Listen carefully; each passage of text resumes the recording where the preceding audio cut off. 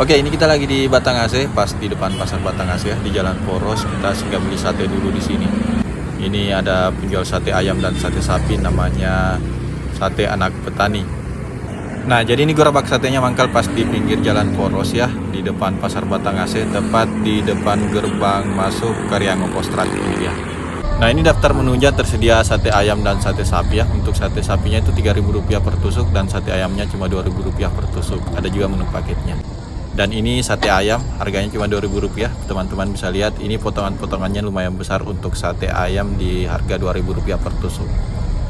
Nah, jadi bagi kalian yang mau makan di tempat bisa sekali karena di sini ada meja dan kursi sudah disediakan dan bisa juga bayar pakai QRIS. Mantap. Nah, ini sate ayam 20 tusuk sudah jadi, kita bayar pakai QRIS. Mantap.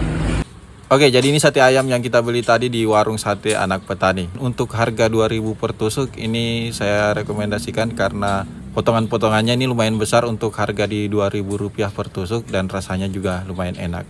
Recommended.